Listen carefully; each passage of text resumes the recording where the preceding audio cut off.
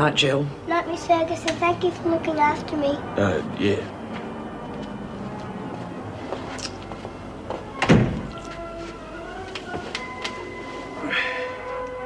Get to bed, it's late. Yes, Dad.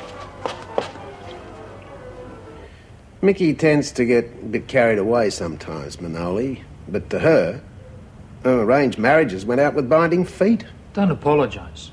In Greece, too, the young people do not like the traditions of the old people. It is changing. Then why do you intend to go ahead with a wedding? Because I think it is right. There's strength in the family that make the big decisions together. That is why Litsa should have stayed at home, because her family only wanted to have a good life. Okay, I'm sorry. Just all this narrow-minded intolerance I can't stand. You are being just as narrow-minded as they are by not accepting their point of view.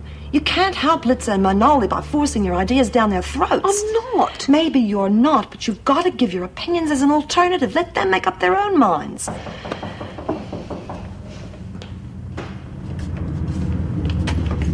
Litsa, you okay? Yeah, I'm fine.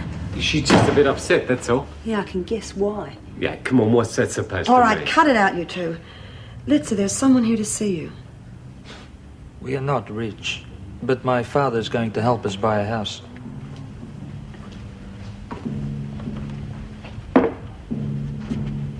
Litsa, Manoli, what are you doing here? I came to see you. What for? I told you I'm not going to marry you. I'll choose my own husband. And who will want you? Look at you. You go out alone with men, your face all painted. How many times have you been out with him, huh? Okay, listen, sport. Keep out of it, Cliff. Tell me, Litsa. You sleep with him? He made you a good lover? Bloody woman!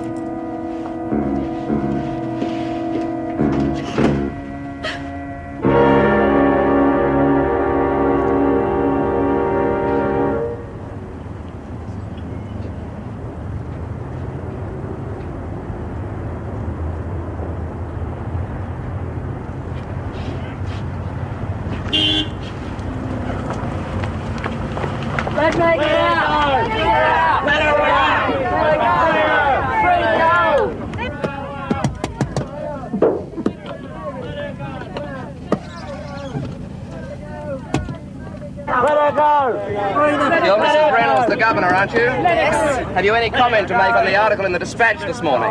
No. How's Mrs. Kennedy keeping up? Exceptionally well. And what about the rumour that she's been very ill? I haven't heard of it. Do you expect her to be kept in Wentworth for very long? That has nothing whatever to do with me. I suggest if you want a statement, you get in touch with the department. And do you know of any approach by the Americans to deport her? Free her! Get her out! Get her out! Get her out! Get her out! Here we go. Let her go! Free her! Free her!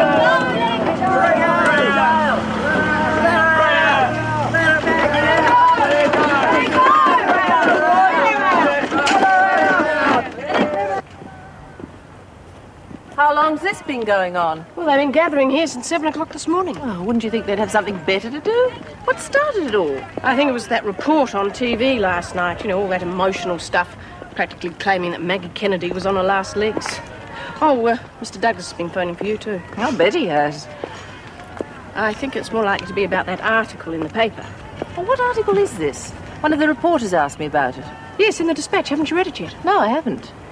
Well, there's a copy on your desk. I suggest you read it before you phone Mr. Douglas. Thanks, Mrs. Morris. I think this is going to be one of those days.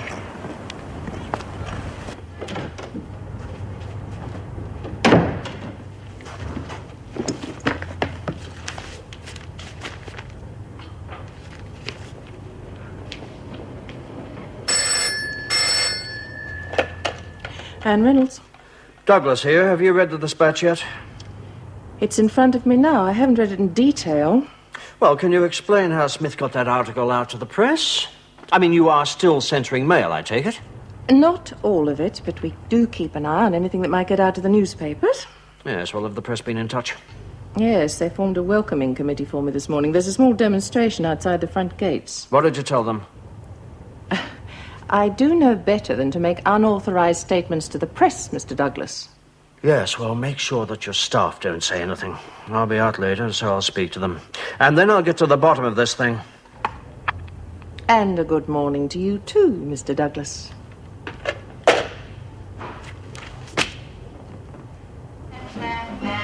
Julie, turn that TV down. You'll wake your father. Yes, Mum. Get that mess cleaned up. Do you think I've got nothing better to do than clear up after you? Sorry, Mum.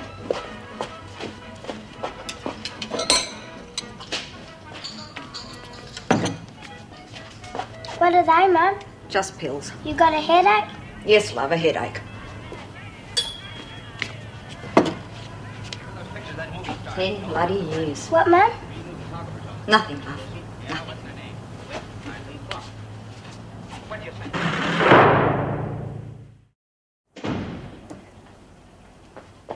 You better get a move on. You're going to be late. Yes, I know. Couldn't find any socks. Have you got any money for my lunch? Yeah, of course, love. Good tips last night. Made it worthwhile. That's great. Julie, don't go to school today. Stay home. I'll write you a note saying you're sick or something. I'm going to cook a special lunch for everybody. You and me and your dad. It's a special day. What's so special about it? It's our wedding anniversary. 10 years. I didn't know. Should have got you a present or something. Oh, no, I've done without presents all this time. I don't need them now. We'll have a nice family lunch together, okay? Yeah, okay. Well, unless you'd rather go to school. Oh, no. Nobody here wants to do anything. Kids don't want to go to school, folks don't want to work. Oh, well, I suppose it's different in the States. Oh, sure. You tried getting a telephone connected or ask a plumber to call on a Saturday here.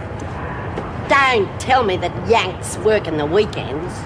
Sure. And they only get half the public holidays. It doesn't sound too good to me. Well, that's what I'm saying. That is the attitude that got to Australia where it is today. There's nothing wrong with my attitude. What I am saying is that our Aussies don't want to do a full day's work for a full day's pay.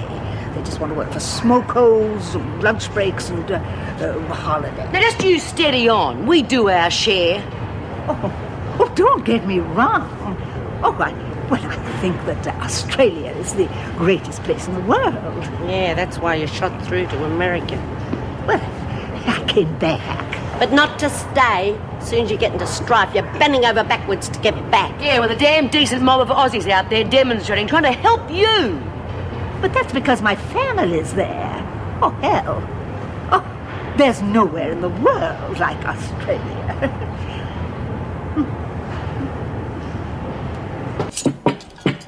It looks really nice, Mum. I hope your father thinks so. What did you do with that bottle of wine I got? I put it in the fridge. That's the third time you've asked me, Mum. Yes. Should I go and wake up Dad? No, not until everything's ready, love. How come he's sleeping in so late? Well, he stayed up most of the night watching the tennis. Can you come and give me a hand? I'm sorry, Mummy. It was an accident. I'll clean it up. It's all right, Julie. I'll do it. You go outside and play until lunch. But it's all right. Go outside.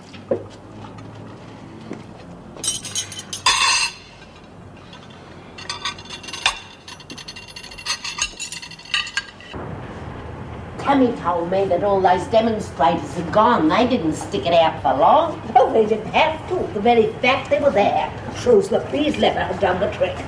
No, it wasn't only that. A television program last night helped. Told you those do-gooders would get all stirred up. Yeah, nobody's ever yelled out of the gate to try and get me out.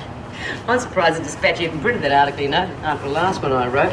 Thought they'd want it witnessed by a magistrate or something. Smith! Kennedy! You wanted in the governor's office immediately. And no prizes for guessing what for. Come along. Do you suppose they've got my extradition papers already? I'd say there'd be only one paper on her desk, and it's not going to be your ticket out of here.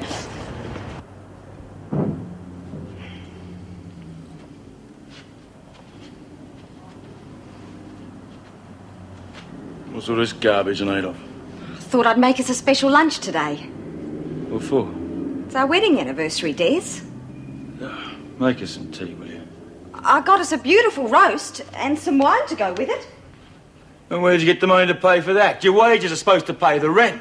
I got good tips last night. Street? Who'd tip you? Suppose you got to walk in the streets. Yeah, that'll be right.